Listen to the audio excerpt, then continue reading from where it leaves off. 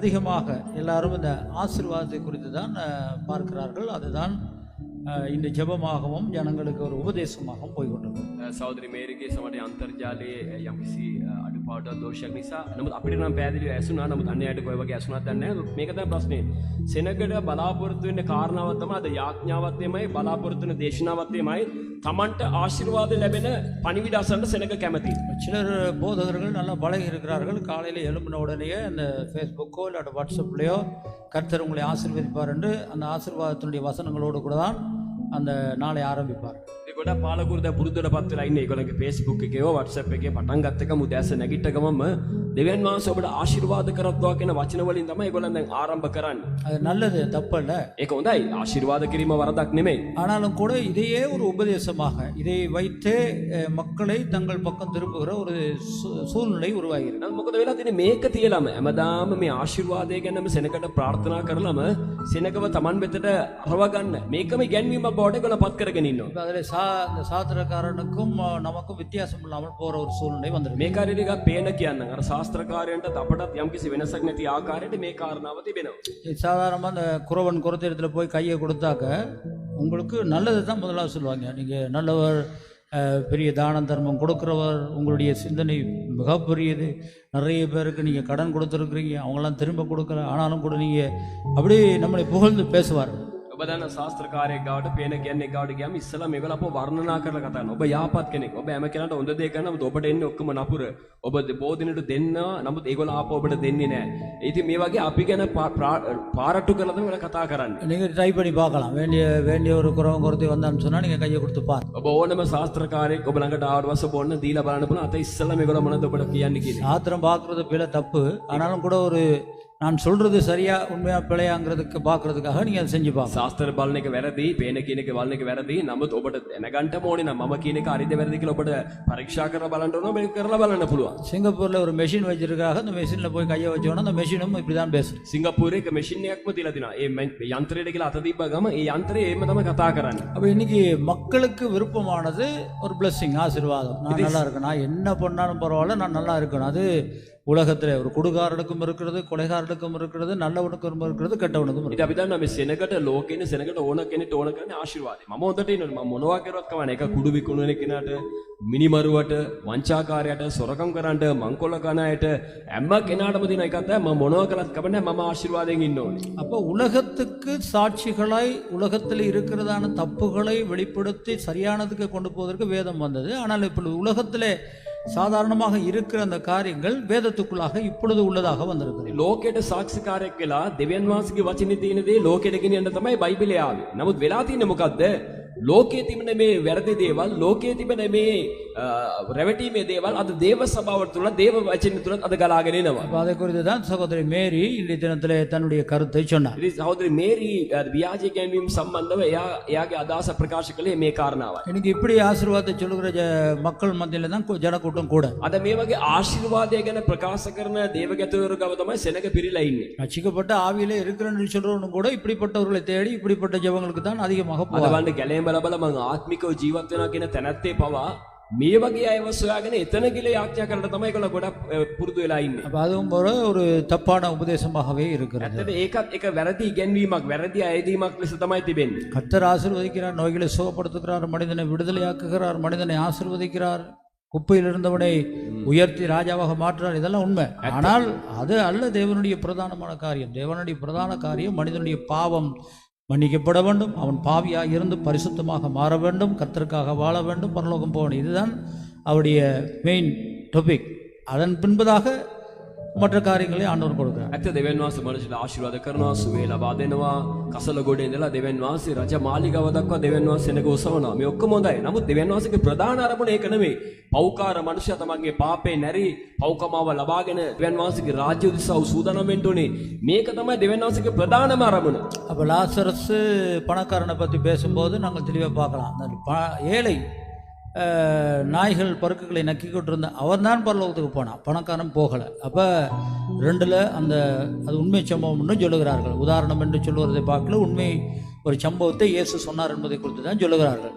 அப்போ அதிலேயும் நாங்கள் பார்க்குறோம், ஆசீர்வாதத்தை அல்ல, ஆவிக்குரிய ஆசீர்வாதமும் ரட்சிப்பையும் தான் கர்த்தர் பார்க்கிறார் என்பது தெளிவாக விளங்கப்படுத்துகிறார். අපි දන්නවා යේසුස් වහන්සේ කීවා උදාහරණයක් ලාසරස් තා ධනවත්තා ඒ පෝසතා සම්බන්ධව. අපි දන්නවා බල්ලෙක් පවා ඔහුගේ තුවාල ලෙව කෑවා. නමුත් අන්තිමට අපි දන්නවා ලාසරස් ස්වර්ග රාජ්‍යයට ගියා. නමුත් ධනවතා ස්වර්ග රාජ්‍යයට ගියේ නැහැ. නමුත් ඒක සමහර අය කියනවා ඒක දේව ධර්මයෙන් කියනවා සමහර ඒක ඇත්ත කතාවක් තමයි යේසුස් වහන්සේ කිව්වේ ඇත්ත සිදුවීමක් කියලා. එහෙම බලනකොට අපි මොකක්ද දකින්නේ එතන දෙවියන් වහන්සේ බලාපොරොත්තු වෙන මේ ලෞකික සඵලත්වයක් නොවේ අපගේ ආත්මික ආශිර්වාදයක් තමයි ස්වාමින් වහන්සේ අප තුලින් බලාපොරොත්තු වෙන කියන කාරණාව එතනින් පැහැදිලි වෙනවා. ஐஸ்வர்யவான் பரலோக ராஜ்யத்தில் நுழையிறது ஊசியின் காதல ஒட்டகம் நுழையிறது போல சொன்னார். ඒ වචනේ අපි දන්නවා ධනවන්තයා ස්වර්ග රාජ්‍යයට ඇතුල් වීම අපි දකිනවා ඔටුවෙකු ඉදිකටු සිදුරෙන් ඇතුල් වීමට සමානයි කියලා යේසුස් වහන්සේ ප්‍රකාශ කළා. பெரிய ஒரு பணக்கார வாலிபன் வந்து சொல்கிறான் இயேசுவை மோடு கூட நான் வரணும். ඒක තරුණේ පෝසත් තරුණේ කියලා යේසුස් වහන්සේට කියනවා යේසුනි මම ඔබ සමග ගමන් කරන්න ඕනේ. அப்போ அவர் சொல்றாரு உன்கிட்ட இருக்க எல்லாத்தையும் வித்துட்டு ஏழைகளுக்கு கொடுத்துட்டு வான்னு. அப்படின்னா என்ன சொல்றார், நீ உன் பணக்காரத்தை எல்லாம் விட்டுவிட்டு நீ ஏழையாகி என்னோடு கூட வா என்று ஒரு அர்த்தமாக நாங்கள் பார்க்கலாம். අපි දකින එතන යේසුස් වහන්සේ කියනවා නුඹ සන්තක සියල්ල විකුණා දිලිඳුන්ට දීලා නුඹ මා පසුපස එන්නේ. එතන මොකද්ද කියන්නේ? නුඹගේ ධනවන්තකම නුඹගේ තිබෙන ඒ සියල්ල අතහැරලා மாஹனுவ திலிந்துக்கவன் யுக்த என்ன கேக்குறா இயேசு வான்சி කියන්නේ. முதல் திருச்சபையில் என்ன செஞ்சாங்க, பணக்காரர்ல இருந்து ஏழை வரைக்கும் எல்லாருமே வித்து சபையில போட்டுட்டு வந்து கர்த்தருக்காக வாழ்ந்தாங்க. පළමු සභාවේ මොකද කිරේ? ධනවන්තයන් ඉඳලා දිලිඳ දක්වා ඔක්කොම විකුණලා සභාවේ අපොස්තලුන්ගේ පාමුල තබලා ඔක්කොමලා පොදුවේ දේව සභාවට පැමිණියා. அப்ப இன்னைக்கு நமக்கு இருக்கிற கேள்வி, අද අපිට අද දින ප්‍රශ්නේ இந்த ஐஸ்வர்ய உபதேசம் சபைக்கு தேவைதானா? මේක අපි දකිනවා සඵලත්වයේ ඉගැන්වීමක් සභාවට අද අවශ්‍යද? அதுதான் அவசியமா? සභාවට අවශ්‍ය කරන්නේ සඵලත්වයේ ඉගැන්වීමක්. இப்ப நீங்கள் கூடிய கருத்துக்களை நீங்கள் சொல்லலாம். ඔබටත් පුළුවන් අනිත් අයටත් සෙසු අයටත් මේ සම්බන්ධව ඔබගේ අදහස් ප්‍රකාශ කිරීම. மேரி சொன்ன கருத்தினுடைய கருத்துக்களுக்கு சில கருத்துக்களை உங்களுக்கு நான் முன்வைத்தேன். දැන් සහෝදරි මේරි කිව්ව කාරණා සම්බන්ධව ඔබට යම්කිසි විස්තරාත්මක දෙයක් තමයි මම දැන් ලබා දෙන්නේ. சரி, இந்த பிழையான உபதேசங்களை குறித்து சகோதரி மோனிகா தன்னுடைய கருத்துக்களை හොඳයි, වැරදි ඉගැන්වීම් සම්බන්ධව ව්‍යාජ ඉගැන්වීම් සම්බන්ධව දැන් සහෝදරි මොනිකා ඇගේ අදහස් ප්‍රකාශ කරයි. சரி மோனிகா ஒன் பண்ணுங்க மைக்கு. ஆண்டவருடைய வார்த்தையின்படி பார்க்க போனா ஆண்டவர் சொல்றாரு, முதலாவது தேவனுடைய ராஜ்யத்தையும் நீதியை தேடு, அப்பொழுது உனக்கு எல்லாம் கூட கொடுக்கப்படும்னு ஆண்டவருடைய வார்த்தை சொல்லப்படுறது. ஆனா இந்த இடத்துல என்னன்னு சொன்னா, இந்த ஐஸ்வர்யத்தை குறிச்சு தேடி தேடி போற நேரம் உண்மையில சொல்ல போனா அவங்க தேவனுடைய ராஜ்யத்தை இழந்து போறாங்க. தேவனுடைய ராஜ்யத்துக்குள்ள நுழைகிறதான அந்த வாசல் வழியில போற அந்த பாதையை இவங்க இழக்குறாங்க. ஏன்னா ஐஸ்வர்யம் ஐஸ்வர்யம் என்று அவங்களோட காதுக்கு கேட்கறதெல்லாம் ஐஸ்வர்யம் ஆசீர்வாதம் இதுகளை குறித்து கேட்டு கேட்டு கடிந்து கொள்ளுதுகளை மறந்து போறாங்க. தான் எப்படி வாழணும், எப்படி வாழ்ந்தா நாங்க பரலோக ராஜ்யத்துக்குள்ள போய் சேருவோன்றத மறந்து போறாங்க. எப்ப பார்த்தாலும் இவங்களுக்கு வேண்டியதெல்லாம் இவங்களை நல்லபடியா இந்த காதுக்கு இனிமையான வசனங்களை சொல்லி போதிச்சு இவங்களை இது பண்ணி தட்டி கொடுத்துக்கிட்டு இருக்கிற மாதிரி பிரசங்கங்களை தான் நிறைய பேர் விரும்புறாங்க. கொஞ்சம் கடிந்து கொள்ளுதல் வந்துட்டு இருக்கிற நேரத்துல அந்த சபை சரியில்ல, இதென்ன இப்படி பேசுறாங்க அப்படின்ட்டு சபையை விட்டும் போயிடுவாங்க. கடிந்து கொள்ளுதல் இல்லாத இடத்துல மனுஷன் வந்து சீர்குலைந்து போவான்ட்டு வேதம் சொல்லுது. அப்ப ஒரு மனுஷனுக்கு தேவையானது முதலாவது அவருடைய ராஜ்யத்துக்குள்ள நாங்க எப்படி போக போறோம், நாங்க என்னென்ன செஞ்ச ஆண்டோட ராஜ்யத்துக்குள்ள நாங்க போய் அவரோட இணைஞ்சி கொள்ளுவோன்ற அந்த வழியை மறக்கிறாங்க நிறைய பேர். என்ன பொறுத்த வரையில நான் சொல்லுவேன், முதலாவது ஜனங்களுக்கு தேவை வந்துட்டு வார்த்தையை கற்றுக்கொள்ளுதலும் வார்த்தையின்படி நடக்கிறது தான் இந்த எங்கட ஆண்டவருக்குரியதான காரியமா இருக்கிறது. அவர் அதைத்தான் சொல்றாரு, நீங்கள் என்னிலும் நான் உங்களிலும் நிலைத்திருந்தால் நீங்கள் கேட்டுக்கொள்வது எதுவும் அது உங்களுக்கு கிடைக்கப்படும். முதலாவது நாங்க அவருக்குள்ள நிலைச்சு இருக்கணுமே, அப்பதானே எங்களுக்கு எல்லாம் கேட்டுக்கொள்வதெல்லாம் கிடைக்கப்படும். ஒரு ஊழியக்காரனுக்கு ஒரு பணத்தை கொடுக்கக்கூடிய ஒரு இதுவும் இல்லை, ஆசீர்வாதத்தை கொடுக்கக்கூடிய ஒரு வழியும் இல்லை. ஜனங்கள் வந்து இப்படி போயிட்டு ஏமாந்துதான் போறாங்க. இடைவெளியில அவங்களுக்கு ஒரு சோதனை வந்தோம்னா அவங்க வேலை முடிச்சுட்டு இருப்பாங்க. அவங்களுக்கு எந்த விதமான வார்த்தையும் தெரியாது, என்ன பண்ணணும் தெரியாது, ஜெபிக்கவும் தெரியாது. இடைவெளியில நின்று போற ஜனங்கள் அந்த வார்த்தைக்காக அந்த ஆசீர்வாதத்துக்குள்ளாக கடந்து போற ஜனங்களுக்கு நான் சொல்லுவேன். உண்மையான ஜனங்கள் சொன்னா கடிந்து கொள்ளுதலுக்கு ஆசைப்பட்டு ஊழியக்காரர் சொல்ற புத்திமதிகளை கேட்டு உண்மையா ஆண்டோட வார்த்தைக்குள்ள நிலைத்திருந்து தாங்கள் என்ன செய்யணும், எப்படி வாழணும் அப்படின்றத நினைச்சு வாழ்கிற ஜனங்களுக்கு ஒரு போதும் ஒரு கதை வராது. அவங்க பின்மாற்றம் அடைய மாட்டாங்க, அவங்க இடறி விழ மாட்டாங்கன்றதுதான் என்னுடைய கருத்து. சகோதரி சொல்லுகிற கருத்தின் பிரகாரமாக, அதாவது திராட்சை செடியிலே ஒரு கொடி இணைந்திருந்தால்தான் பல கனிகளை கொடுக்கும். அதுபோல் ஆண்டவரோடு கூட இணைந்து ஆண்டோட வார்த்தையில் இணைந்திருக்கும் போது தான் கனி கொடுக்கிற ஒரு கிறிஸ்தவ ஜீவியம், அதுபோல் இழந்து போகாத ரட்சிப்பை இழந்து போகாத உறுதியுள்ள ஒரு கிறிஸ்தவ வாழ்க்கை ஏற்படும் என்பதை குறித்து அவர் சொல்லுகிறார். සහෝදරය ප්‍රකාශ කරනාකට පළමු කොට අපි සෙවිය යුත්තේ දේව රාජ්‍ය. එබැවින් ඇය ප්‍රකාශ කරන මේකයි.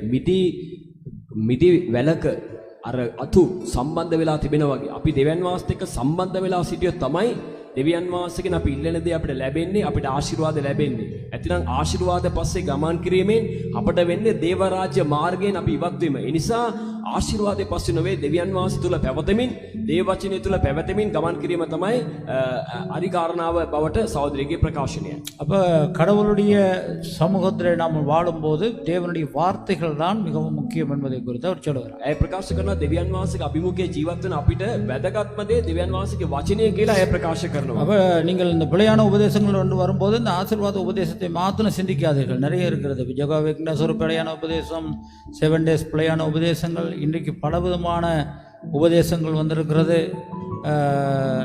நண்டு சாப்பிடக்கூடாது, அதுபோல் இறால் சாப்பிடக்கூடாது, பல விதமான காரியங்கள், சக்தி டிவி பார்க்கக்கூடாது, இந்த இந்துக்களாக இருந்திருந்தால் அந்த தாலி போட்டிருப்பில்லையானால் அந்த தாலியை கட்டாயம் கலட்டிடணும், இப்படி பல உபதேசங்கள் இருக்குது. ඉතින් වැරදි ගැන්වීම කියලා කියන්නේ මතක තබා ගන්න මේ ආශිර්වාදයේ සඵලත්වයේ ගැන්වීම විතරකින් තව ගොඩාක් දේවල් තියෙනවා. ජීවා විට්නස් ගත්තා නම් ඒ වගේ ඔබ දන්නවා දැන් සමහරය කකුලෝ කන්න එපා, අරවා කන්න එපා, මේවා කන්න එපා කියලා දේශනා කිරීම. සමහරය කියනවා ඔබ Hindu ආගමේ ඉන්නකොට දාපු තැල්ල දැන් අයින් කරන්න ඕනේ. ඒක ශාපයක්, ඒකත් එක්කම දිගටම එන නිසා ඒක අයින් කරන්න ඕනේ. වෙන තැල්ලක් අදා ගන්න ඕනේ. මේ වගේ නොයෙකුත් ආකාරයේ මාදිලියේ එක එක රැවටිලි ගැන්වීම් තිබෙනවා. අන්න මේ වගේ ගොඩක් ව්‍යාජ ගැන්වීම් තිබෙනවා. அப்போ நம்முடைய பிரதான திருச்சபையில் இங்கே இருக்கிற பெந்தகோஸ்து சபையில் பிரதானமான ஒரு திருச்சபையில் மட்டக்களப்பு பிரதேசத்தில் என்னுடைய நண்பர் ஒரு போதகராக இருந்தார். මම දන්න අපේ ශ්‍රී ලංකාවේ තියෙන ප්‍රධාන පෙන්තකොස්ත සභාවන් අතරින් ප්‍රධාන සභාව තමයි මඩකලපුව ප්‍රදේශයේ පාලකතුමා දන්න ඔහුගේ මිත්‍රයෙක් ඒ ස්ථානයේ පාලකවරයෙක් ලෙස සිටියා. நாங்கள் ரட்சிப்பு கூட வந்தபோது அவரும் ரட்சிக்கப்பட்டவர், நல்ல படித்த ஒரு சகோதரர். අපි ගැලීමට ආපු කාලේ තමයි යාත් ගැලීම කාලයට තුලට ආවේ. හොඳ ඉගෙන ගත්ත. ඒ වගේ හොඳ සහෝදරයෙක්. அப்போ அவர் என்ன செய்தார், அந்த சபையிலே ஒரு பிரசங்கத்தை கொண்டு வந்து விட்டார். அங்கே எல்லாம் நிறைய இந்துக்கள் தான் ரட்சிக்கப்பட்டிருந்தாங்க. இந்த இந்து பெண்கள் எல்லாம் இந்த தாலியை போட்டிருக்கிறபடினால் வீட்டில் சாபம் வரப்போது, எல்லாரும் அந்த தாலியை கழட்டி கொடுங்க அப்படின்ட்டாங்க. එයා මොකද කරේ? යා දේශනාවක් ගෙනාව දවසක් ඔයගොල්ලෝ ඉන්දු ආගමේ ඉන්නකොට දාපු තැල්ල එක. ඒ නිසා ඒ තැල්ල ඔක්කොමලා ගලවන්න. ඒ තැල්ල ගැලවෙ නැත්නම් ලොකු ශාපයක් ඔයගොල්ලන්ගේ ගෙවල් වලට එනවා ගම ඔක්කොම කාන්තාවේ තැල්ල ඔක්කොම ගලවලා දුන්නා. இதெல்லாம் கலட்டி அவங்க அந்த உணர்ச்சி வசப்பட்டு இவர் சொன்ன பிரசங்கத்தையும் கேட்டு பயத்தில் இதெல்லாம் கலட்டி போட்டாங்க. ඒ සෙනක මොකද කරුවේ? මෙයා කරපු දේශනාව ආලා ඇඟුම්බර වෙලා සමහර අය බයටපත් වෙලා ශාපේ මිදෙන්න ඕනේ කියලා ඔක්කොමලා තමන්ගේ තැල්ල ගැලෙව්වා. அப்போ என்ன நடந்தது, அதை வச்சு அவர் பெரிய அந்த கோயிலில் நிறைய வேலையெல்லாம் செய்ய துவங்கிட்டார். එයා මොකද කරේ? ඒක අරන් ඒ මුදල් වලින් එයා ගොඩක් සභාවේ වැඩ කටයුතු ගොඩක් දේවල් කරන්න පටන් ஒரு ගත්තා. இந்துக்கள் உங்களுக்கு தெரியும், இந்த தாலி என்று சொல்லும்போது அது பெருசாக மதிப்பார்கள். தாலி கீழே கலண்டு கூட விட மாட்டார்கள். தாலி கொடியை கடையில் வைப்பார்கள், தாலியை வைக்க மாட்டார்கள். අපි දන්නවා සාමාන්‍ය Hindu ආගමේ කියන්නේ ඔබ දන්නවා තැල්ල කියලා ඉතින් විශාල ඒකට ප්‍රමුඛත්වයක් දෙනවා. සාමාන්‍ය තැල්ලක් උගස් තියන්නේ නැහැ. අර තැල්ලට දාන බඳපටිය ඔන්න උගස් තියෙන නමුත් තැල්ල උගස් තියන්නේ නැහැ. ඒ කියන්නේ ඒ තරම් දුරට ඒගොල්ලෝ විවාහ ජීවිතයේදී ඒකට වැදගත්කමක් ඒ සෙනඟ දෙනවා. அப்போ இந்த பொண்ணுங்கள்லாம் வீட்டுக்கு போனோடனே தெரியும் தானே உங்களுக்கு, இந்து இந்த புருஷன்மார் எப்படி இருப்பாங்க, எல்லாம் உதச்சி பெரிய பிரச்சனையாகி கடைசியாக அந்த போதகரை விளக்குனாங்க. விளக்கிட்டு ரொம்ப காலமாக அவர் சும்மா வீட்டில் இருந்து கிராமங்களில் சும்மா அப்படியே வீட்டில் இருந்துட்டு இப்போ ஒரு ஊழியத்துக்கு திரும்ப போட்டிருக்கிறாங்க. இப்போ திருப்பி தாலி கழட்டுறாரா இல்லையாங்கிறது பொறுத்திருந்து தான் මේ පාලකතුමා මේම කළට පස්සේ ඔබ දන්නවනේ Hindu කාන්තාව ඔක්කොම ගෙදර ගියාම ස්වාමිපුරුෂය ඔක්කොම හොන්දට ඔක්කොමඩ ගුටි බැට දීලා හොන්දට ගහලා අන්තිමට මේ පාලකතුමාවත් එලවලා ඒබෙන් කැරකලා දැන් අන්තිමට දැන් පොඩි සේවයක් කරනවා කියලා ආරංචි වෙනවා. දැනුත් තැල්ල ගලවනවද කියලා දන්නේ නැහැ. அவர் மட்டக்குழி பிரதேசத்தில் ஒரு சகோதரி இருந்தால் அவர் இந்த பிரதான திருச்சபையில் உள்ளவர். ඒ වගේ මට්ටකුලිය ප්‍රදේශයක සහෝදරියක් හිටියා සේවය කරන. එයාත් ප්‍රධාන දේව සභාවක සහෝදරියක්. அப்போல வத்தலையிலும் அப்படியே அந்த பிரதான திருச்சபையில் இருந்தார் ஒரு போதகர் இருந்தார். ඒ වගේ වත්තල ප්‍රදේශයේ ප්‍රධාන දේව සභාවක පාලකවරයෙක් සිටියා. அப்போ இவங்க ரெண்டு பேரும் என்ன செஞ்சிட்டாங்க, இந்த பழைய ஆசாரிப்பு கூடாரத்தை சபைக்குள்ள கொண்டாண்டாங்க. ඉතින් මේගොල්ලෝ මොකද කියලා අර පරණ අපි දන්නා දෙවියන් වහන්සේගේ අර සම්මුඛ වීමේ කූඩාරම සභාව තුළට ඒගොල්ලෝ සම්බන්ධ කරලා කතා කෙරුවා. சகோதரி என்ன செஞ்சார், ஒரு தெரசிலியை போட்டுட்டு அப்படியே அதன் முன்பதாக அது உள்ளுக்கு போயிருந்துக்கிட்டு குறிப்பிட கூட்டம் தான் உள்ளுக்கு இருப்பாங்க, யாரும் வரையலாது. இந்த சகோதரி தான் பிரதான ஆசாரியர் அப்படி இருக்க துவங்கிட்டார். ඉතින් මොකද උනේ? අර ඔබ දන්නා සම්මුඛ වීමේ කූඩාරමේ අතිශුද්ධ ස්ථානයේ පූජකයා ඇතුල් වෙනවා වගේ මේ සහෝදරිය මොනවා කරේ තිරයක් දාගෙන ඒක ඇතුළට ගියා. කවුරුත් එයාව බලන්න බෑ. කවුරුත් එයාව හම්බෙන්න බෑ. කවුරුත් එයාට කතා කරන්න බෑ. ඉතින් එයා තමයි අතිශුද්ධ ස්ථානේ එයා ඇතුලේ ඉන්නවා. එයා තමයි අති උත්තම පූජක කියන தത്വෙට එයාපත් වුණා. வத்தலையில் உள்ள ஒரு போதர் என்ன செஞ்சார், பெரிய சிங்காசனம் ஒன்று செஞ்சு அதில் உட்கார்ந்து அவர் தான் நியாயாதிபதி மாதிரி அப்படி அவர் அங்கிட்டு போயிட்டார். වත්තලට පාලකවරයෙක් වුණා කරේ සිංහාසනයක් අදලා සිංහාසනේ වාඩි වෙලා එයා තමයි සිංහාසනේ වැඩ සිටින තැනන් වහන්සේ වගේ වාඩි වෙලා එයා එතන සේවය කරන්න පටන් ගත්තා. வத்தலையில் அந்த போதகர் அவர்களுக்கு திருத்த முடியாதபடினால அவர்களை வெளியே போட்டாங்க. වත්තල ඉන්න ඒ පාලකතුමා අන්තිමට කොට අදන්න බැරි නිසා සෙනගයාව එළියට දැම්මා. அது பின்பதாக அவர் இண்டிபெண்டனாக இப்போ என்ன செய்யறான்னு எனக்கு தெரியாது. ඊට පස්සේ ආ ස්වාධීනව ගියා සේවයක් කරන පිරිස දැන් මොනවා කරනවද දන්නේ නැහැ. மட்டக்குழியில் செய்த சகோதரி, அப்புறம் பாஸ்டர் கோல்டன் அங்கிருந்து வந்து அப்புறம் திரைச்சீலையெல்லாம் கிழிச்சு வீசி அந்த சகோதரிக்கு புத்தியை சொல்லி அதன் பின்பதாக ஒரு நிலைமைக்கு கொண்டு வந்தார்கள். அதன் பின்பதாக என்ன நடந்தது என்று எனக்கு தெரியாது. මට්ටකොළේ හිටපු සහෝදරට පාස්ටර් කෝල්ටන් වගේ ප්‍රධාන දේවගතුවරු ඇවිල්ලා මොකද කිරුවේ ඒ තිරසීල ඔක්කොම අයින් කරලා එයාට උගන්වලා දීලා ඒක ඔක්කොම ඉවත් කරලා දැම්මා. පස්සේ මොනව වුණාද කියලා මම දන්නේ නැහැ. அப்போ ஆசீர்வாதம் தான், அதை மட்டும் பார்க்காதீர்கள். நிறைய உபதேசங்கள் பல விதத்தில் மக்களை கொள்ளை கொண்டு போகிற உபதேசங்கள். ඉතින් මම තමයි මේ ආශිර්වාදය නැත්නම් සඵලත්වය ගැනීම විතරක් නෙවෙයි සභාවට වැරදි ව්‍යාජ ඉගැන්වීම. මේ වගේ සෙනගව මුලා කරන නොයෙකුත් ආකාරයේ මායාම් ඉගැන්වීම් දේවචනයට විරුද්ධව තිබෙනවා. இப்போ போன ஞாயிற்றுக்கிழமையில ஒரு ஊழியக்காரனுடைய பிள்ளை புத்தளத்தில் இருந்த இந்த நிறைய பூஞ்செடிகள் எல்லாத்தையும் தூக்கிட்டு போயிட்டார், களவெடுத்துட்டு போயிட்டார். ගිය සතියේ මොකද උනේ පුත්තලමේදී එක දේවසේවකෙක්ගේ දරුවෙක් එතන තිබුණ ඔක්කොම මල් පැල ඔක්කොම ටික ඔරකම් අරගෙන ගියා. அப்போ சிசிடிவி கேமரா இருக்கிறதுனால யார் களவெடுக்கிறது எங்கே தூக்குறாங்க எல்லாம் நமக்கு தெளிவாக தெரிகிறது. கடவுள் இதெல்லாம் காட்டணுங்கிற அவசியமே கிடையாது. இப்போ நமக்கு எல்லாம் தெளிவாக சிசிடிவி கேமரா காணும். දැන් හොරාල්ලන දෙන්න දෙවියන් වහන්සේ අපිට ඒක කරන්න ඕනෙම කියලා අවශ්‍යතාවයක් නැහැ. ඒකට හේතුව දැන් CCTV කැමරා එක තියෙනවා. ඒ නිසා කවුද ගෙනිච්චේ, කවුද මල් පැල ඉස්සුවේ මේ ඔක්කොම බලා ගන්න දැන් අපිට හොඳ අවස්ථාවක් වෙනවා. இந்த ஜூமில் வர சகோதர சகோதரிகள் விசேஷமாக இந்த லாக்டவுன் முடிஞ்சு சபைக்கு வந்தோடனே இந்த ஜனங்களுக்கு இதை குறித்து தெளிவாக சொல்லுங்கள். பாஸ்டருக்கு ஒன்றும் காட்ட வேண்டிய அவசியம் இல்லை. இங்கே உள்ள பூஞ்சட்டியெல்லாம் தூக்கிட்டு போகிறவங்க நிறைய பேர் இருக்கிறீங்க. இனிமேல் தூக்காதீங்க. சிசிடிவி காண்பிக்கும், உங்களுக்கு தான் வைக்குங்கிறத உங்களுக்கு சொல்லிக் கொடுக்கும். ඉතින් මේ ලොක්ඩවුන් ඔක්කොම ඊට පස්සේ මේ Zoom එකකින් එන සහෝදර සහෝදර අපගේ පල්ලියට සෙනගාව මේකට කියලා දෙන්න. කියන්න පාස්ටර් දන්නවා කවුද මේ මල් පැල උස්සගෙන ගියේ. පාස්ටර්ට දැන් ආයේ කවුරුත් කාවත් ඔරහල්ලා දෙන්න ඕනේ නැහැ. පාස්ටර් CCTV කැමරාවෙන් බලාගෙන ඉන්නවා. මේ වුණාම ඔයගොල්ලන්ට තමයි ලැජ්ජාවක් ඇති වෙන්නේ කියලා ඒගොල්ලන්ට කියලා දෙන්න. ஆனால் இந்த நாட்கள் நீங்கள் தலைமத்துவத்துக்குள்ளாக இந்த ஜூம் வாயிலாக ஃபேஸ்புக் வாயிலாக நிறைய பேர் இதில் பங்கு பெற்ற எல்லாருமே விடாமல் ஆராதனைகளிலே காரியங்களில் பங்கு பெற்றீர்கள். அப்போ உங்களுக்கு ஒரு தலைமத்துவத்தை கர்த்தர் கொடுத்திருக்கிறார். ඒක නේද මේ දවස්වල මේ Zoom එකෙන් මේ යාඥාවට සහභාගී වෙන ඔබ බොහෝ දෙනෙක් ඉන්නවා. ඔබ නොකඩව මේකට සහභාගී වෙනවා. හැම යාඥාවකට මේකටම සහභාගී වෙනවා. ඔබට ඉන්න නායකත්වය දෙවියන් වහන්සේම දීලා තිනවා. එන ඔබ මේ නායකත්වය තුල සභාවට මේවා ගැන කියන්න. சரி, சகோதரி பியூலா இடத்துல கேட்போம் பிழையான உபதேசங்களை குறித்து அவருடைய கருத்துக்கு. හොඳයි සහෝදරි බියුලාගෙන් දැන් අසමු මේ වැරදි ව්‍යාජ ගැන්වීම සම්බන්ධව ඇයගේ අදහස කිමෙද්ද කියලා. இன்றைய காலகட்டத்தை எடுக்க போனா நிறைய பிரசங்கங்கள் இருக்குது ஜூம் மூலமாக, ஃபேஸ்புக் மூலமா. ஆனா 100% எல்லாமே பிழையான உபதேசங்கள்னு சொல்லக்கூடாது. ஏன்னு சொன்னா ஒரு சிலர் இருக்கிறாங்க, அவங்க சரியான வேதாகமத்தை பற்றி கதைக்கிறாங்க. ஆனா அதோடு கூட அவங்க சில பிழையான கருத்துக்கள், பிழையான தீர்க்க தரிசனங்கள், விசேஷமா இந்த நாட்கள்ல தீர்க்க தரிசனம் என்ற பெயரில அநேகர் அந்த இடத்துல பிழையான உபதேசங்களை அது கூடாக வெளிக்கொண்டு வருகிறார்கள். உதாரணமாக இந்த காலகட்டமானது ஒரு கஷ்டமான ஒரு பொருளாதார நிலைமையை கடந்து போகிற காலம். அப்ப இந்த கட்டத்திலே யாராவது ஒரு அந்த இடத்துல பண கஷ்டத்தோடு கேட்டுக்கொண்டிருக்கும் போது அந்த இடத்துல போதகர் ஒருவர் அந்த பணத்தை குறித்து அவர் தீர்க்க தரிசனம் வந்து சொல்லுவார். ஆனால் நிச்சயமாக அந்த பிழையான உபதேசத்துக்கு அந்த ஆள் கட்டப்படுகிறார். அவர் அதை டக்கண்டார் அதை தன்னுடைய மூளைக்குள்ளே போட்டுக் கொள்கிறார். இந்த போதகர் இப்படி சொல்லுவது சரி என்று சொல்லி. இல்லாவிட்டால் வியாதியோடு கூட அந்த இடத்துல ஒருவர் இருப்பாரே, ஆனால் அவருக்கு வியாதி கொடுக்கும் போது அவர் கூட அந்த இடத்திலேயே மயங்கி அந்த உபதேசத்துக்கு கட்டுப்படுகிறார். இப்படியாக அந்தந்த சூழ்நிலைக்கு ஏற்றவாறு தான் ஒவ்வொரு பிழையான உபதேசங்களும் நம்முடைய வாழ்க்கையில இதாகும். ஆனா நாங்க எவ்வளவு பிழையான உபதேசங்கள் இருந்தாலும் கூட நாங்க உண்மையாகவே வேதாகமத்தை கற்றுக்கொண்டு வேத வார்த்தையை அறிவோடு நாங்கள் ஒரு பிழையான உபதேசத்துக்கு நாங்க செவி கொடுத்தாலும் கூட நாங்க சரியானதை பிடித்து கொண்டு அந்த பிழையான காரியங்களை நாங்கள் விட்டு சொன்னால் எங்களுக்கு எந்த விதமான பிரச்சனையுமே வராது. ஏன்னு சொன்னா நாங்க தேவனுடைய வார்த்தையில நாங்க எங்களுடைய வாழ்க்கையை நாங்க கட்டப்பட்டிருக்கோம். வேண்டாம் அந்த இடத்துல வார்த்தைக்கூடாக நாங்க இருந்தா அந்த இடத்துல யாருமே ஏமாற மாட்டாங்க. அதிகமான கிறிஸ்தவர்களுக்கு தேவனுடைய வார்த்தையில சரியான அறிவு இல்லாததுனாலதான் நான் நினைக்கிறேன் இந்த மாதிரியான பிழையான உபதேசங்களுக்கு, பிழையான தீர்க்கதரிசிகளுடைய போதனைகளுக்கு எல்லாருமே அடிமையா இருக்கிறாங்க. அப்ப இந்த காலகட்டத்துல எங்களுடைய சபை விசேஷமாக இந்த நாட்கள்ல எங்களுக்கு இப்படி வேதாம படிப்பு கூடாது.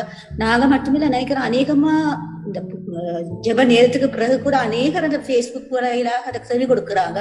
அவங்க கூட சில நேரம் அதை கேட்டு மனமாறதுக்கு ஒரு சந்தர்ப்பம் இருக்கு. என்ன சொன்னா அவங்களுக்கு ஒரு படிப்பின போகுதாங்க, நீங்க அதனுடைய வார்த்தையை நீங்க வாழ்க்கையிலே கட்டி எழுப்பணும்னு சொல்லி. அப்ப அப்படிப்பட்டவங்க இந்த வேத வார்த்தையை திரும்ப திரும்ப திரும்ப அவங்க கேட்கிற நேரம் நினைக்கிறேன் இந்த மாதிரி வேத பிழையான உபதேசங்களுக்கு விட மாட்டாங்க சொல்லி. விசேஷமா சில நல்ல போதகர்கள் கூட பிழையான வார்த்தைகளை கொண்டு பிரசங்கிக்கிறார்கள், பிழையான காரியங்கள் எல்லாம் செய்கிறார்கள். ஆனா வார்த்தை கூட அவர் செய்யும் போது சில பேர் இருக்கிறாங்க, அற்புதங்கள் அடையாளங்கள் எல்லாம் சொல்லி சொல்லி சொல்லி அவங்களோட பக்கம் எப்படியோ எடுத்துக்கொள்றாங்க. சிலர் தசம பாகத்தை குறித்து அதிகமா ஜூம்ல நான் கேட்கறது உண்டு. காசு பணம் தசம பாகத்துக்கு முதலிடம் கொடுக்குறாங்க என்று அவங்களோட சபையை வளர்த்து கொள்றதுக்காக, பொருளாதார ரீதியாக அவங்க வளர்த்து கொள்வதற்காக பிரசங்கத்தை நிறுத்திட்டு அவங்க சொல்லுவாங்க, இன்றைக்கு நீங்க ஆசீர்வாதத்தை பெற்றுக்கொண்டிருந்தால் உங்களுடைய தசமப்பாக காணிக்கைகளை நீங்க இந்த பேங்க் டீட்டெயில்ஸ் வந்து கொடுப்பாங்க, அந்த பேங்குக்கு நீங்க டிபாசிட் பண்ணுங்கன்னு சொல்லி. இப்ப இந்த கஷ்டமான ஒரு காலத்துல தான் இந்த நாளுக்கு தான் இருக்கிறோம். ஆனாலும் நாங்க வார்த்தை கூடாக நாங்கள் எங்களுடைய ஆவிக்குரிய வாழ்க்கையை கட்டி எழுப்பும் போது பிழையான உபதேசங்கள் எவ்வளவுதான் இருந்தாலுமே நாங்க நல்லதை மட்டும் பிடிச்சு கொண்டு நாங்கள் முன்னேற்றி செல்லும் போது எங்களுக்கு வெற்றியுள்ள வாழ்க்கையாய் நாங்கள் கொள்ள முடியும். அதுதான் என்னுடைய கருத்து. சகோதரி பியூலா ஒரு நல்ல கருத்தை எங்களுக்கு சொல்லுகிறார். සෞදරි බියුලා අපිට යහපත් කාරණාවක් ඇද මේ මොතේ කතා කළා. அதுல வேதம் தெளிவாக சொல்லுகிறது, எல்லாவற்றையும் ஆராய்ந்து அறிந்து நலமானதை பிடித்துக் கொள்ளும். දෙවන් වාසික වචනේ කියනවා සියල්ල විමසා බලා දැනගෙන යහපත් දේ තදින් අල්ලා ගනිilla. இந்து மக்களுடைய காரியங்கள், காரியங்களை பார்க்கும் போது கூட அதில் எத்தனையோ நன்மைகள் இருக்கிறது. அதை அப்படியே நாம் கர்த்தருக்குள்ளாக திருப்பிக் கொள்வோமேயானால் அது எங்களுடைய ஆவிக்குரிய வாழ்க்கைக்கு நன்மையாக இருக்கும். අද අපි දකින අන්‍ය භක්තික සමහර භක්තිවන්ත කමවලදී පවා සමහර යහපත් දේවල් ගොඩාක් තිබෙනවා. ඒව පවා අපි අපගේ ආගමික වත්පිළිපත්වලදී අපි පිළිපදිනවා නම් ඒක ඊටමත් යහපත්ව තිබෙයි. இப்போ பௌத்த மதத்தில் அநேக நன்மைகள் இருக்கிறது. ஒரு எறும்பை கூட கொள்ளுவது தவறு, அது ஒரு பெரிய ஒரு உபதேசம். அப்போ அப்படிப்பட்ட ஒரு நன்மையான காரியங்களை நாம் சிந்திப்போம், ஆனால் அது தேவனிடத்திலிருந்து வருகிறது. අපි දකින ද බෞද්ධ ආගම ගන්නකොට අඩුමානේ කුරා කූඹියක මරණ එක පවා පාපයක් කියන තත්වයට ඒ ඉගැන්වීම් තිබෙනවා. එන ඊතරම් බැරෑරුම් ඒගොල්ලෝ මිනි මැරීම නැත්තම් කෙනෙකු නැති කිරීම සම්බන්ධව සංකල්පයක් දරනවා නම් දෙවියන් වාසගේ වචනය තුල ඉන්න අපි ඊට වඩා කොච්චර දුරට ඒක අගය කරන්න ඕනද? அப்போ இன்னைக்கு தீர்க்க தரிசனங்கள், உபதேசங்கள், இந்த தசமபாகம் பெற்றுக்கொள்வதற்கெல்லாம் பல விதத்தில் வேத வார்த்தைகள் பாவிக்கப்படுகிறது. ඔබ දන්නවා දැන් සෞදරික වගේ ගොඩක් අය දැන් අනාගත වාක්‍ය පවසන විශේෂයෙන් මේ දසයෙන් කොටස පඬුරු ලබා ගැනීමට අනාගත වාක්‍යයේ මේ දේ වචනම ඒකට ඒගොල්ලෝ පාවිච්චි කරනවා. இதெல்லாம் கடவுளுடைய வார்த்தையின் பிரகாரமாக ஜனங்கள் செய்ய வேண்டியது, ஜனங்கள் கொடுக்க வேண்டியது. ஆனால் அதையே ஒரு கருத்தாக வைத்து ஜனங்களிடத்திலே பெற்றுக்கொள்ள முயற்சி செய்யும் போது அது பிழையான உபதேசமாக மாறுகிறது.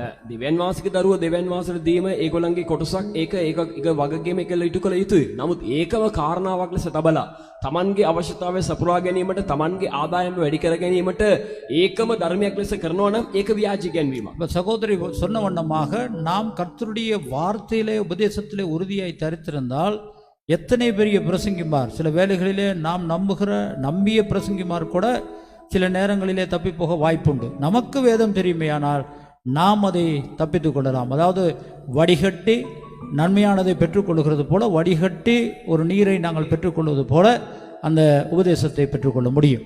සෞදරිය අපිට ප්‍රකාශ කළ කාරණා තමයි අපිට දෙවියන් වාසිකේ වචනේ දන්නවා නම්, අපි දෙවියන් වාසිකේ වචන අපේ ජීවිතවල අපි අධ්‍යයනය කර තිබෙනවා නම් ඕනෑම දේශනා කරේ සමහරට අපි හොඳට විශ්වාසය තබා ඉන්නේ දේශනාකාරී පවා ඔහු තුලින් වැරදි ඉගෙනීමක් එන්න පුළුවන්. නමුත් අපි දෙවියන් වාසිකේ වචනේ හරියාකාර දැනෙන්න ඕන. ඒක හරියට පෙරලා අර හරියට වතුර අපි අර ගන්නවා වගේ යහපත් දේ අපිට ලබා ගන්න පුළුවන්, අපි නොවැටි සිටින්න පුළුවන් කියන එක ඇයගේ අදහස. ஒரு நல்ல சல்லடை இருக்குமையானால் அதில் தண்ணீரை நீங்கள் போடும்போது அது வடிகட்டி உங்களுக்கு கொடுக்கும். சல்லடை இல்லாமல் சும்மா பிடிக்கும் போது அதில் எல்லா கிருமிகளும் வரும். ඔබ දන්නා යහපත් පිනේරයක් තිබෙනවා නම් ඒකෙන් පෙරනකොට ඒකෙන් අපි දන්නවා සියලුම විස බීජ අයින් කරලා යහපත් දේ අපිට ලබා දෙනවා. නමුත් ඒක හරියට තිබුණ නැත්නම් සෑම විස බීජයක්ම ඒක තුලට ගලා යනවා. ඒක බීලා අපි අපස්තවයට ලක් වෙනවා. இவ்வளோ சல்லடை இருந்தாலும் அதில் ஓட்டை இருக்குமே இருந்தாலும் பிரயோசனம் இல்லை. අපි දන්නවා පිනේරයක් තිබෙනවා. නමුත් ඒක හැමතැනම අනවශ්‍ය ලෙස සිදුරු තිබෙනවා නම් ඒක ප්‍රයෝජනයක් වෙන්නේ නැහැ. இன்னைக்கு நிறைய விசுவாசிகள், நிறைய பேர் ஓட்டை இருக்கிறது, சில பேருக்கு சல்லடையே இல்லை, சில பேருக்கு அந்த சல்லடைக்கு தகுந்த வண்ணமாக அந்த தண்ணி கொட்டப்படுகிறதில்லை. இப்படி பல பிரச்சனை நிமித்தமாக தப்பி போகிறார்கள். ஆனால் நாம் சரியாக எங்களுடைய சல்லடை, அதாவது தேவனுடைய வார்த்தையை அமைத்துக் கொள்ளுமையானால் உபதேச பிழையிலே நாங்கள் தப்பித்துக் கொள்ளலாம் என்பதை தான் சகோதரி சொல்லுங்கள். සහෝදරී ප්‍රකාශ කරන ගොඩක් ඇදලිවන්තෙක් ගත්තම ඒගොන්ට පෙනහෙරයක්ම නැහැ. ඒ කියන්නේ ඒගොල්ලන්ගේ ජීවිත අපි දකිනවා සිදුරු හැමතැනම. නැත්නම් සමහර අයගේ ජීවිත ස්ථාවරයක්ම නැහැ. ඒකට දේව වචනෙන් තමන්ගේ ජීවිතේට හරියට තෝරා බේරා ගන්න ජීවිතයක් නැහැ. ඒ නිසා සහෝදරී ප්‍රකාශ කරන්නේ දේව වචනේ අරියාකාරව අපි පාදාගෙන තිටනවා නම් අපිට මේ ව්‍යාජ ගැන්වීම වලින් බේරිලා ජීවත් වෙන්නේ ජීවිතයක් ජීවත් වෙන්න පුළුවන් කියන එකයි ඒකේ අදහස. கடவுளுக்காக தசம் பாகத்தை மன நிறைவோடு நீங்கள் கொடுக்கும்போது கர்த்தர் ஆசீர்வதிக்கிறார். දෙවියන් වහන්සේ උත්සව දසෙන් කොටස මුළු හදවතින් දෙන විට ඔබට දෙවියන් වහන්සේ ආශිර්වාද කරනවා. உங்களை ஒருவன் ஏமாற்றி அதை பாவிக்கும் போது நீங்கள் ஏமாளியாக மாறுகிறீர்கள். නමුත් ඔබ කෙනෙක් රවටලා ඒක ඔබගෙන් සොරා ගන්න විට ඔබ රැවටිලිකාරයෙක් බවට පත් වෙනවා. அது இந்த அரசியல்வாதிகள் மாதிரி. ඒකට මේ දේශපාලඥයෙක් වගේ. எல்லாம் நான் அதை தரேன் இதை தரேன் எனக்கு ஓட்டு போடுங்கன்னு எல்லாம் வாங்கிட்டு கடைசியா கொடுக்க மாட்டாங்க. හැමදේම ඒකම කරලා දෙන්නම් මේවා කරලා දෙන්නම් කියලා ඔක්කොම කියලා ඡන්දේ ලබාගෙන පස්සේ කිසිවක් කරන්නේ නැහැ. அதுதான் நாம் கவனமா இருக்க ඒ வேண்டும். නිසා අපි එවැනි කාරණාවලදී අපි ගොඩාක් ප්‍රවේශමෙන් සිටින්න ඕනේ. கடைசியாக சகோதரி சாரா இது குறித்து சில விளக்கங்களை சொல்லுவார். அதன் பின்பதாக இந்த பிழையான உபதேசத்தில் நம் சபையை காப்பாற்றிக் கொள்வதற்காகவும் முழு உலகத்திலும் இருக்கிறதான அந்த பிழையான உபதேசங்களுக்காக ஒரு நிமிஷம் ஜெபிக்கிறோம். මේ මොහොතේ සහෝදරි සාරා අවසාන වශයෙන් මේ ව්‍යාජ ගෙවීම සම්බන්ධව ඇගේ අදහස ආකල්පය ප්‍රකාශ කළයන් පසුව අපි යාඥා කාලයට ගමන් කරන්න යනවා. ව්‍යාජ ගැන්වීම වලින් අපගේ සභාවත් ලෝක සභාවත් දෙවියන් වහන්සේ ආරක්ෂා කරන්න ඕන කියලා අපි යාඥා කරන්න යනවා. எல்லாம் நீங்க செய்தும் கூட உபதேசத்திலே பிழைத்திருந்தால் பரலோகம் போக முடியும். අපි හැම දෙයක්ම කරලා අපි දෙවියන් වහන්සේ උදෙසා ජීවත් වෙලා හැම කාරණාවක් කරලා ඉගැන්වීමේදී අපි ව්‍යාජ ලෙස යනවා නම් අපිට දේව රාජ්‍ය අත්පත් කරගන්න ලැබෙන්නේ නැහැ. ஃபைனல் கட் வந்து வேத வார்த்தை தான். අවසානයේ අපව විනිශ්චයටපත් කරන්නේ දෙවියන් වහන්සේගේ වචනයයි. அதுக்காக தான் பைபிளை எழுதி உங்க கையில கொடுத்து. ඒ නිසා තමයි දෙවියන් වහන්සේ මේ බයිබලය මුද්‍රණය කරලා අපගේ දෑත් වලටම දීලා තිබෙන්නේ. சட்ட புத்தகம் சட்டம் தான் கடைசியா வேலை செய்யும். අපි දන්නවා නීති පොතක් තිබෙනවා. අන්තිම නීති පොත තමයි එතන ක්‍රියා කරන්නේ. சகோதரி சாரா அவருடைய கருத்தை சொல்லு. සහෝදරි සාරා මේ ව්‍යාජ ගැන්වීම වැරදි ගැන්වීම සම්බන්ධව ඇයගේ අදහස දැන් ප්‍රකාශ කරයි. மெடிடேட் பண்ணிய காரியத்தை எல்லாம் ஒரு போதகரும் பேசினார், சகோதரி பியூலாவும் பேசிக்கொண்டிருந்தீங்க. உண்மையிலேயே நாங்க வேறு மதத்தில இருந்து பாரம்பரிய சபையில இருந்து ஒரு கிறிஸ்தவனாக மாற்றப்பட்டிருக்கிறோம் என்றால் மாற்றப்பட்டதுன்னு அடுத்த அடி நாங்கள் என்ன செய்ய வேண்டும்? எங்கள் கையில இருக்குது வேதாகமம். அந்த வேதாகமத்தை நன்றாக நாங்கள் கற்றுக்கொள்ள வேண்டும், நன்றாக நாங்கள் வாசிக்க வேண்டும். அதுல 66 புத்தகங்கள் இருக்குது, வகை வகையா வேறு பிரித்து காட்டப்பட்டிருக்கிறது. அதுல அநேக சம்பவங்கள் இருக்கிறது, வாக்குத்தத்தங்கள், கட்டளைகள், நிறைவேறின தீர்க்க தரிசனங்கள் இருக்கு, வரலாறு இருக்கு, பாடல் இருக்கு, சுவிசேஷம் இருக்கு, இப்படி கடிதங்கள், இப்படியாக நிறைய காரியங்களை குறித்து வகை வகையா பிரிக்கப்பட்டிருக்கு. இப்படியாக இருக்கிற இந்த சம்பவங்களை எல்லாம் நன்றாக நாங்கள் கற்றுக்கொண்டு நாங்கள் எங்களுடைய வாழ்க்கையை உடம்பிடும் போது நாங்கள் நன்றாக கற்றுக்கொள்ளணும், மெடிடேட் பண்ணணும். ஒரு வார்த்தையே நாங்க பலமுறை நாங்க மெடிடேட் பண்ற நேரத்துல எங்களுக்கு நிறைய சத்தியங்கள் வெளிப்படுது. இப்படியாக நாங்க வேதத்தின் ஊடாக வேதத்துக்கு புறம்பான காரியங்கள் எதுவாக இருந்தாலுமே அது துருபதேசமாகத்தான் போகும். வேதத்தை நல்லா கற்றுக்கொண்டோம் என்றால் எங்களுக்கு எந்த விதமான பயமோ திகிலோ இல்லை. ஒரு சபைக்கு போனோம் என்றால் அதே சபையில் நாங்கள் நிலைத்திருப்போம். இப்ப பாருங்க, ஜனங்கள் ஒவ்வொரு சபை விட்டு சபை விட்டு இந்த கூண்டு விட்டு கூண்டு தாவுற மாதிரி போறாங்க. கேட்டா சொல்லுவாங்க, அங்க உபதேசம் சரியில்லை, அது சரியில்லை, இது சரியில்லைன்னு. அவங்க நிலையான இதுல இல்லாததுனால அவங்களுக்கு வேத வார்த்தை தெரிஞ்சிருந்தா ஏன் இந்த உபதேசம் சரியில்லைன்னு இன்னொரு சபைக்கு போறாங்க? அதுதான் காரியம். அவங்களுக்கு இந்த வேத வார்த்தையில கருத்து இருக்க தெரியுது இல்லை. அதனாலதான் இன்னைக்கு நிறைய பேர் ஒரு சுவிசேஷனை எடுத்துக்கிட்டா, ஒரு போதகரா இருக்கட்டும், சுவிசேஷனா இருக்கட்டும், இவன் யாரா எடுத்துக்கிட்டாலும் அவங்களுக்குள்ள வார்த்தை இருக்கணும், வாழ்க்கை இருக்கணும். இது ரெண்டு தான் முக்கியமான காரியம். வார்த்தை என்றால் வேதத்துல உள்ள வார்த்தைகள் அவருக்குள் இருக்க வேண்டும். வாழ்க்கை அவருடைய அந்த வேத வார்த்தையை பிரசங்கிக்கிற, டீச் பண்ற, பிரீச் பண்ற அவருடைய வாழ்க்கையும் சரியா இருக்கணும். இது ரெண்டும் சரியா இருந்தா அவர் வெற்றிகரமான ஒரு சுவிசேஷனாக போதகராக இருக்க முடியும். நம் சபையை குறித்து நான் பாராட்டக்கூடிய விஷயம், நம் போதகரிடத்துல அந்த ரெண்டுமே நிலையாக இருக்கிறதுன்றதுனாலதான் நாங்கள் இந்த நாள் வரைக்கும் தரித்திருக்கிறோம். இப்படியாக நாங்கள் பிழையான உபதேசம் இப்படியாக கண்டுபிடிக்க முடியும்னா எங்களுக்கு வேத வார்த்தை தெரிஞ்சா எங்களை கண்டுபிடிக்க முடியும் தானே. மற்றவர்கள் இதை குறித்து மற்றவர்களோட வாக்குவாதத்துல கூட நாங்க அநேக காரியங்களை குறித்து இப்படி சொல்லி இருக்கிறோம். இது பிள்ளையான உபதேசம், இது சரியில்லை அப்படின்னு கூட நாங்க நிறைய ஆர்கியூமெண்ட்ஸ் வர்ற நேரம் நாங்க பேசக்கூடிய தன்மை வர எங்களுக்குள்ள வார்த்தை இருந்தா தான் நாங்க அதை நல்லா கற்றுக்கணும். தெரியாம போயிட்டு நாங்க எதையும் சொல்ல இயலாது. அந்த மாதிரி இந்த ஜனங்கள் ஏமாற்றப்படுகிறளாக, வஞ்சிக்கப்படுகிறளாக காணப்படுகிறார்கள். நாங்க வேதத்துல நாங்க உலகத்துல இருந்து உலகத்துல இருக்கிற நாங்க பலவிதமான சூழ்நிலைக்கு தள்ளப்படுகிற ஆக்களா தான் இருக்கிறோம். உண்மையிலே இந்த வேதம் எவ்வளவு எங்களுக்கு முக்கியமானதுன்னு மற்றவர்கள் சொல்லக்கூடிய ஒரு வாய்ப்பு எங்களுக்கு இருக்குமே ஆனால் நாங்கள் வெற்றிகரமாக இந்த இதுல இருந்து ஜெயம் கொள்ள முடியும் என்பதுதான் என்னுடைய கருத்து. சகோதரியுடைய கருத்துக்கள் அதுதான். அதில் விசேஷ ஒரு கருத்தை சொல்லுகிறார். நாம் பிரசங்கத்தை கேட்கும்போது அந்த பிரசங்கத்தை பண்ணுகிறது போல அவருடைய வாழ்க்கையும் அதற்கு ஏற்றவாறு இருக்கும்போது தான் அந்த வார்த்தைகளுக்கு சக்தி இருக்கிறது. அதுதான் உண்மை என்பதை குறித்து සහෝදරයගේ අදහසත් අපි දන්නවා ඊළඟ අපගේ සහෝදරේ බියුලාගේ අදහසටම සමාන එකක්. කියන්නේ දෙවියන් වහන්සේගේ වචනේ අපි දැන තේරුම්ගෙන ඉන්න විට වැරදි ඉගැන්වීම් වලින් අපි වැළකීනට දෙවියන් වහන්සේ අපට මඟ පාදන බව. ඒ කියන්නේ වැදගත් කාරණාවක් කියන එක තමයි දේශනා කරුවෙක්. දෙවියන් වහන්සේගේ සුභාරංචි කරුවෙක්, දෙවියන් වහන්සේගේ වචනේ උගන්වන්නෙක්, වචනේ දේශනා කරන්නෙක්. ඒ වචනේ සමග ඔහුගේ ජීවිතයේ තිබෙනවද කියන එක අපි බලන්න ඕනේ. එම නොමැතිනම් අනිවාර්යයෙන්ම ඒකේ ඉගැන්වීම වියාජ ඉගැන්වීමක් තමයි. சரி, யாராவது உங்களுடைய பதிலை சொல்லலாம்.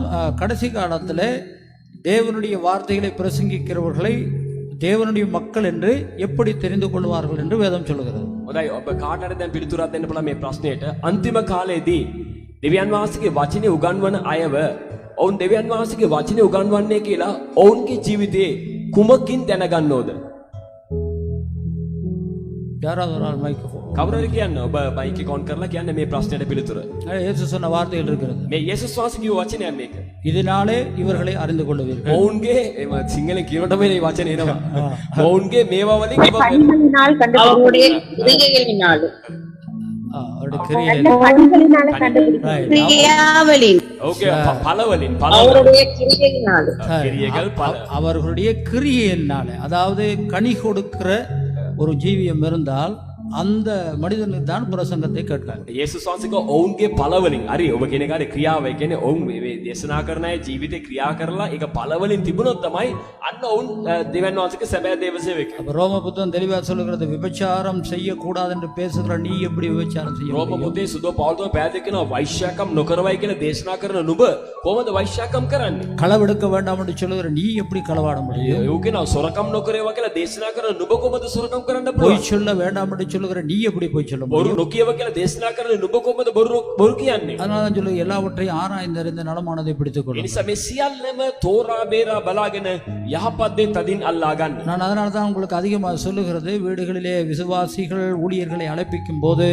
உங்களுக்கு நல்லா தெரிந்த ஊழியர் இருப்பார்கள், அவர்களை அலையுங்கள், வீட்டுக்கு ஆசீர்வாதத்தை கொடுங்கள், பிள்ளைகளை கொடுத்து ஜெபித்துக் கொள்ளுங்கள். විශේෂයෙන්ම ඔබට නිතරම කියන දේ තමයි දේවගැතිවරුන්ව ඔබගේ නිවෙස් වලට ඔබ කැඳ ගන්න වෙලාව හොඳට දන්න කෙනෙක් නම් විතරයි. හොඳට දන්න අඳුනන කෙනෙක් නම් විතරක් ඔවුන්ව කැඳවන්න, ඔවුන්ට කියලා ඔබ යාඥා කරන්න, ඔබගේ දරුවන් වදිලා යාඥා කරව ගන්න, ගෙදරට ආශිර්වාදය ලබා ගන්න. ஏதோ அமெரிக்காவிலே இந்த ஃபேஸ்புக்கில் பிரசித்திப்பானவனை கொண்டு வராதிங்க. ஒருவேளை அவன் 4 கல்யாணம் பண்ணி டிவோர்ஸ் ஆகணவனாக இருக்கலாம், இல்லாவிட்டால் பிள்ளைகளை தூசித்தவனாக இருக்கலாம். அப்போ அப்படிப்பட்டவன் அழகாக பேசுகிறான், அழகாக பாடுகிறான் என்பதற்காக நீங்கள் கொண்டு வரும்போது அது உங்களுக்கு, உங்களுடைய குடும்பத்துக்கு ஒரு பெரிய பாதிப்பை ஏற்படுத்தும். ඇමරිකාවේ සුප්‍රසිද්ධ කෙනෙක් නිසා හොඳට නමස්කාර කරන්නේ, හොඳ ගායකයෙක්, හොඳ දේශනාකරුවෙක් කියන ප්‍රසිද්ධත්වය නිසා යම කෙනෙක්ව ගෙනලා යාඥා කරගන්න එපා. සමහරට කවුද දන්නේ ඔව් විවාහ අතරක් කරලා දැන් දික්ක සලවෙල වෙන්න පුළුවන්, ළමා අපචාරයට ලකුණව කෙනෙක් වෙන්න පුළුවන්. දෙවෙනි කෙනෙක්ව ගෙනලා ඔබගේ ජීවිතයට ඔබ ආනි කරගන්න එපා.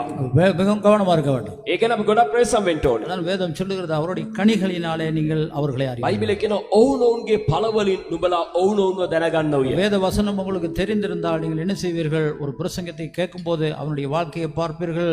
ஒரு தீர்க்க தரிசனத்தை கேட்கும்போது அது கடவுளத்திலிருந்து வருகிறா என்கிறதான ஒரு அறிவு உங்களுக்கு இருக்கும். ஒருவன் காணிக்கையை கேட்கும்போது இவன் உண்மையாக கேட்கிறானா என்பது குறித்து தெரியும். அவருடைய வாழ்க்கையினுடைய நடைமுறை ஜீவியம்.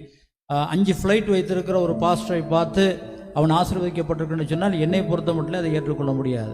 ஏன்னா ஒரு வாகனம் இருந்தாலே போதும், மற்ற 5 ஃப்ளைட்டையும் விற்றா ஏழை ஜனங்களுக்கு எல்லாம் கொடுக்கலாம். அன்றைக்கு வாலிபருக்கு இயேசு சொன்னார், எல்லாத்தையும் விட்டு ஏழைகளுக்கு கொடுங்க. நான் சொல்கிறேன், நீ இருக்கிற உன்னோட வீடு, சாதாரணமாக இருக்கிற வாகனத்தை வைத்துக்கொண்டு இருக்கிற 5 ஃப்ளைட்டையும் நீ இந்த ஸ்ரீலங்காவில் இருக்கிற ஏழை ஜனங்களுக்கு வீடு கட்டி கொடுப்போம். අපි කියනවනේ දැන් මේ වගේ එක කෙනෙකුගේ ක්‍රියාවලින් තම තමාගේ ක්‍රියාවලින් ඔවුන් අපිට තෝරා බේර ගන්න පුළුවන්. දැන් ගොඩක් අය කියනවනේ ආසියානා භාග්‍ය වෙන පාලකවරයෙක්, එයා ආශිර්වාදලත් සඵලත්වයේ පාලකවරයෙක් වුණා. මම නම් කියන්නේ ඒක වැරදි කාරණාවක් කියලා. ඒකට හේතුව යේසුස් වහන්සේ අර පෝසත් යව වෙනකොට තමා සන්තක සියල්ල විකුණලා දිරිඳුන්ට දෙන්න කියලා. ඒවනම් මම කියන්නේ මේ වගේ පාලකවරුන්ට ඔහුගේ ආසියානා පාම විකුණලා ඔහුට යුතු වාහනයක් යුතු නිවසක් තදවාගෙන ඉතිරි මුදල ලබා දෙන අපි මේ ශ්‍රී ලංකාවේ ඉන්න සෙනගටම අපිට නිවසක් සාදා දෙන්න පුළුවන්. வேதம் தெரிஞ்சா தப்பிச்சிருவீங்க. ඔබ දේවචනය දන්නවනම් මේ වැරදි අයගේ ඔබ ඉගෙන බේරේ. அப்ப லண்டன்ல இருந்து ஒரு பிரதர் இங்க வந்திருந்தார். ලන්ඩන් එකේ ඉඳලා බ්‍රදර් කෙනෙක් ලංකාවට ආවා. அப்ப அவர் என்ன சொன்னார்னு சொன்னார், அந்த அமெரிக்காவில் இருக்கிற ஒரு போதவருடைய அந்த ஃப்ளைட்டில் இவர் 10 லட்ச ரூபா அது இலங்கை பணத்துக்கு 10 லட்ச ரூபா கொடுத்தா அவருடைய இந்த ஃப்ளைட்டில் அவருடைய பேர் போடப்பட்டிருக்கும். அந்த ஃப்ளைட்டில் போடுவாங்க தானே, இந்த சேச்சிகளெல்லாம் போட்டிருப்பாங்க, அந்த ஃபவுண்டருடைய பேர்கள் அதெல்லாம். அது மாதிரி 10 லட்சம் கொடுத்தவர் அவருடைய பேரை போடுவார். එයාකවා ඒ ලන්ඩන් නුවර ඉන්න සුප්‍රසිද්ධ පාලකවරයෙක්ට ලංකා මුදලින් එයා දුන්න මුදල් වෙලා ඒ රටේ මුදල් නම ලංකා මුදලින් ගත්තා රුපියල් දසලක්ෂයක්.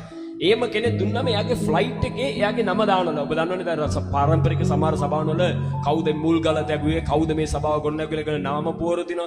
අන්න ඒ වගේ ෆ්ලයිට් එකේ ඒ දුන්න ඇදිලිවන්තගේ නම දානවලු. இது இதை சம்பாதிக்கிறதுக்கான ஒரு வழி. ඉතින් මේ වක්කම මිනිස්සු අම්බ කරන්න කරන මාර්ග. சாதாரண பொது அறிவு இருந்தாலே இது எங்களுக்கு புரிந்து கொள்ளலாம். ඒක සාමාන්‍ය දැනීම සෙනෙකට තිබුණා නම් ඒක තේරුම් ගන්න පුළුවන්. அவர் அந்த ஃப்ளைட்டில் ஏறினதும் இல்லை ஒன்றும் இல்லை. அவர் வந்து சொல்கிறார், 10 லட்ச ரூபா கொடுத்துருக்குறேன், பெனியின் ஃப்ளைட்டில் அந்த ரெண்டு பேர் இருக்குது அப்படின்னு பொறுமையானோட வந்து මෙයා ගිහිල්ලත් නැහැ ෆ්ලයිට් එකට නැගලත් නැහැ මෙයා දැක්කෙත් නැහැ. නමුත් මෙයා කියලා මම දසලක්ෂයක් දුන්නා බෙනිහින්ගේ ෆ්ලයිට් එකේ මගේ නම තියෙන කියලා මෙයා හරි සන්තෝෂෙන් කියනවා.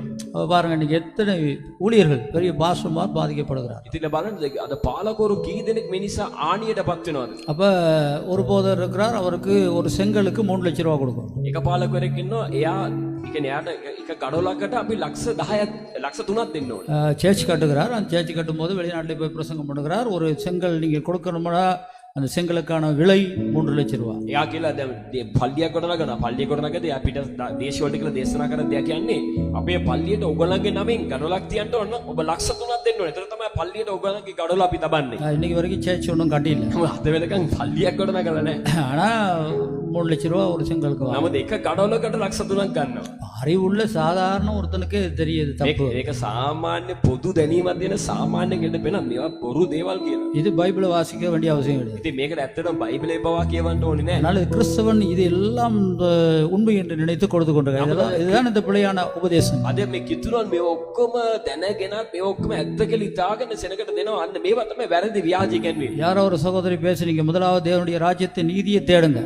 அதை தான் ஆண்டவருடைய සෞදරි நாமத்தில் මොනිකා කතා කළා පළමු කොට දේව රාජ්‍යයයි ධර්මිෂ්ඨකම සොයා බලන්න. ඒක තමයි දෙවියන් වහන්සේ ප්‍රකාශ කළේ. அப்ப இன்னைக்கு நாம் எந்த வழியில ஜனங்களை கறக்கலாம் என்று முயற்சி பண்ணுறோம். ඉතින් අපි අද මොනවද කරන්නේ? කොහොමද සෙනගකින් කොයි මාර්ගයෙන්ද අපිට ලබා ගන්න පුළුවන් කියලා තමයි අපි උත්සාහ කරන්නේ. இவைகள் உலகத்திலே நடக்கணும். මේවා අද මේ ලෝකයේ සිද්ධ වෙනවා. இப்போ கண்களை மூடி தலையில தாழ்த்தி ஒரு நிமிஷம் ஜெபிப்போம். අපි දැන් අපේ ඇස් දෙක වහලා ඉසපාත් කරලා අපි එක මොහොතක් යාඥා කරමු. கர்த்ததாமே கிருபையை கொடுக்கும்படியாக இந்த பிழையான உபதேசத்திலே நம்முடைய ஜனங்களையும் உலக ஜனங்களையும் பாதுகாத்துக் கொள்ளும்படியாக சகோதரி நாமலி இதற்காக ஜெபிப்போம். අපි ඉල්ලා සිටින සහෝදරි නාමලිගෙන් යාඥා කරන්න අපේ සභාවේ සෙනගවද ලෝක සභාවේ ලෝකවාසී සෙනගවද දේව වාචනයේ විරුද්ධව ගෙනියනවා මේ ව්‍යාජ ඉගැන්වීම් වලින් වැරදි ඉගැන්වීම් වලින් දෙවියන් වහන්සේ ආරක්ෂා කරන්න ඕන කියලා සහෝදරි නාමලි යාඥා කොට අපි එක්සිට වෙමු.